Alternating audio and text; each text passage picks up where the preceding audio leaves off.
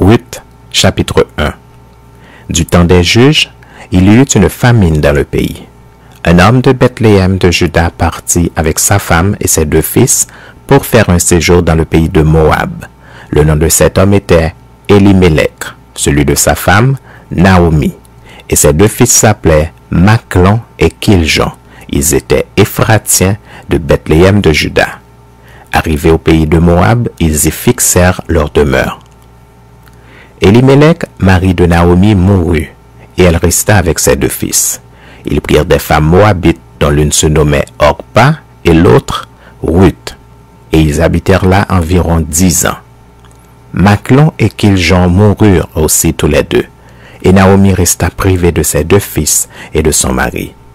Puis elle se leva, elle et ses belles-filles, afin de quitter le pays de Moab, car elle apprit au pays de Moab que l'Éternel avait visité son peuple et lui avait donné du pain.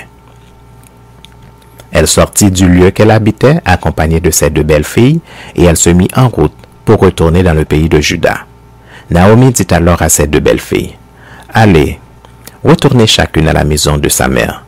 Que l'Éternel use de bonté envers vous, comme vous l'avez fait envers ceux qui sont morts et envers moi.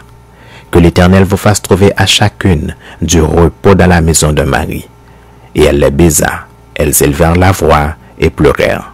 Et elles lui dirent, « Non, nous irons avec toi vers ton peuple. » Naomi dit, « Retournez, mes filles, pourquoi viendriez-vous avec moi?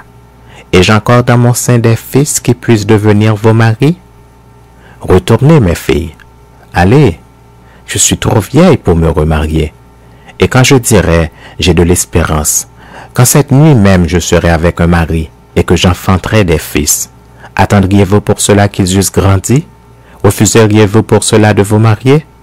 Non, mes filles, car à cause de vous, je suis dans une grande affliction de ce que la main de l'Éternel s'est étendue contre moi. » Et elles élevèrent la voix et pleurèrent encore. Orpa baisa sa belle-mère, mais Ruth s'attacha à elle.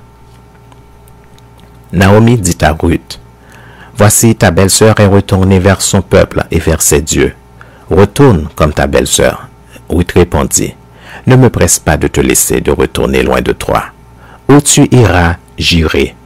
Où tu demeureras, je demeurerai.